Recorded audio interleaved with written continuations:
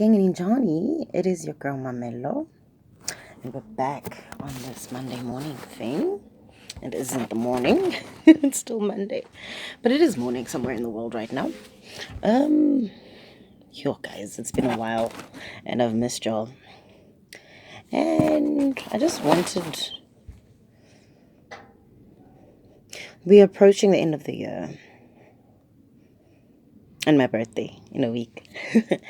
And around this time of the year, I always have to reflect. And actually, usually, I'm an emotional wreck around this time of the year because unintentionally, most of the time, I let fear govern my actions. Sometimes it's brought out the best of me, and other times it's turned me into a complete coward. And like, if I could just go through this year, I made it through a breakdown. I was part of a world-class competition, won gold with my choir. I started singing again, which I'd been trying to do for like the last, when was 2013? Like for the last 5 years. I started serving. I started focusing on growing and purpose. I survived an accident. Basically, this has been such a tragically great year.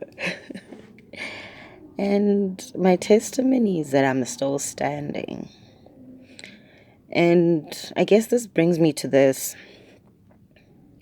that what God wills for your life will come to pass. And the Word of God says that His Word doesn't leave His mouth and return without having fulfilled that which it set out to do. It also says that when He speaks something, it's guaranteed because He honors His Word above His name.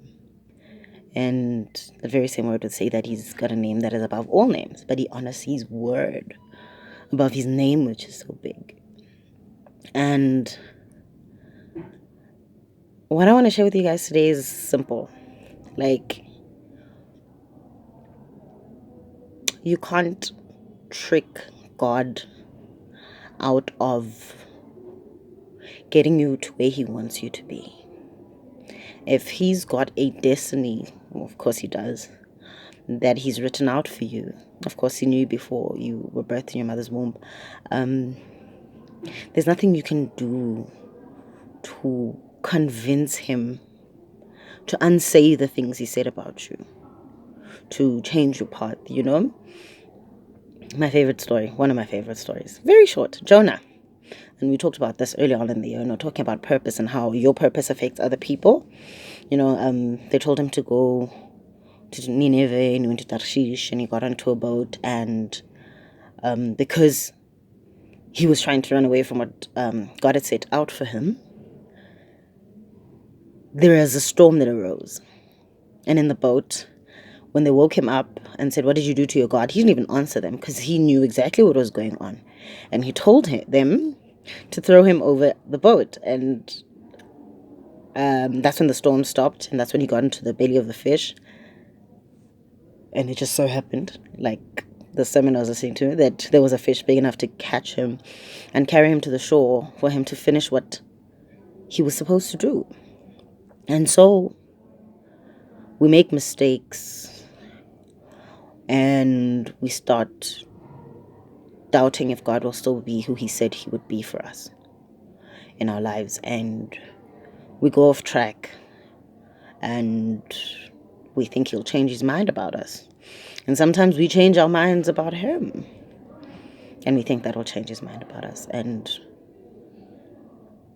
this is just to anyone who's thinking that your dream and your vision might not come to pass because things were not happening in the way that you thought they'd happen. And that is one of the biggest lies that exist. that are designed to hold you back from going for what you're supposed to for. Yes, you're beautiful. Yes, you're special. Yes, you're talented. But there's a purpose and a calling over your life. There's stuff that has been put in you that the world needs, and that stuff can only come out of you.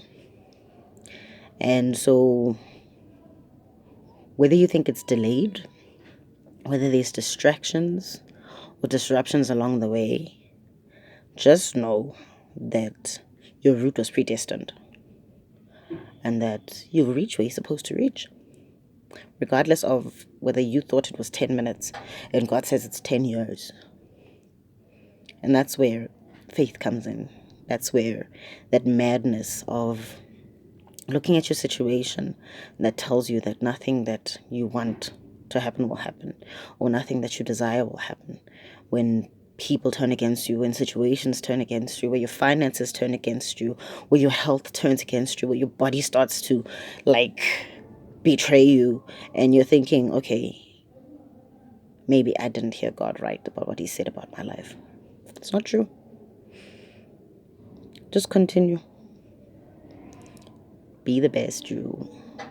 Continue in the knowledge that you're not here by mistake. And there's nothing that happens by mistake. There's nothing that happens, and it just happens. Even the things you didn't plan, even the things that make no sense right now, they're all for a reason. And that reason is to push you to where you're supposed to go. And sometimes we need to, hit a couple of potholes to grow thick skin, because where you're going, you need to be tough. Where you're going, you're going to face adversity.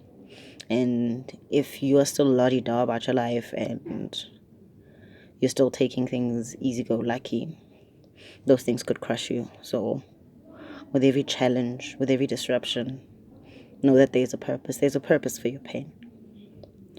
There's a purpose for some of those speed bumps and the stop signs.